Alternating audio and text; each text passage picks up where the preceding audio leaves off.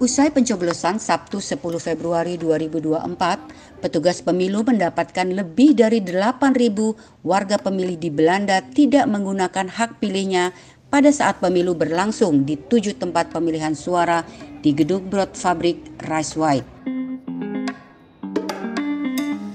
Hal ini ditandai dengan sisa surat suara yang ada, baik surat suara untuk memilih calon presiden maupun legislatif. Padahal sebanyak 13.162 pemilih yang terdaftar dalam daftar pemilih tetap luar negeri.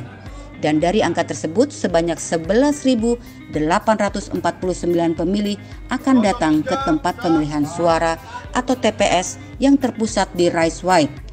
Dan sebanyak 1.671 pemilih yang terdaftar dalam daftar pemilih tambahan luar negeri, serta daftar pemilih khusus luar negeri.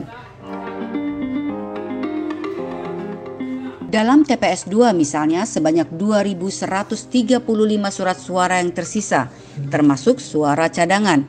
Sementara di TPS 6 sebanyak 1.150 surat suara yang tidak terpakai.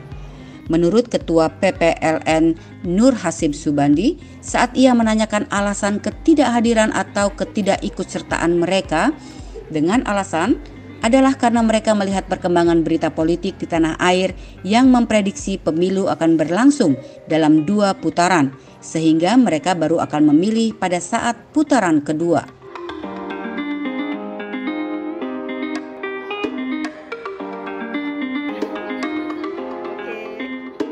Pertanyaan ketidakhadiran warga pemilih itu dilakukan Nur Hasim kepada beberapa orang yang ia kenal dan berada di lingkungan terdekat dengannya secara random. Di samping itu ada juga warga yang tidak bisa menggunakan hak pilihnya karena nama mereka masih terdaftar di kota tempat tinggal di Indonesia sebelumnya dan tidak mengikuti prosedur pemindahan daftar pemilih tambahan baru atau DPTB, sehingga dalam sistem Sidarli atau sistem pendaftaran pemilih nama mereka tidak tercatat. Hasim menambahkan sebagai penanggung jawab untuk PPLN Den Haag, ia sudah berusaha maksimal dan mengikuti prosedur serta peraturan yang ada. Namun jika ada warga yang merasa tidak diakomodir kebutuhannya, dipersilahkan melaporkan kepada Panwaslu setempat.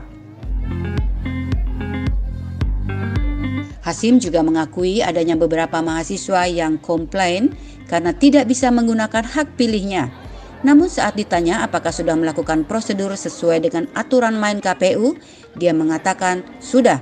Dan saat ditanyakan apakah menyimpan bukti bahwa sudah melakukan komunikasi baik melalui email atau WhatsApp, ternyata yang bersangkutan tidak bisa membuktikannya.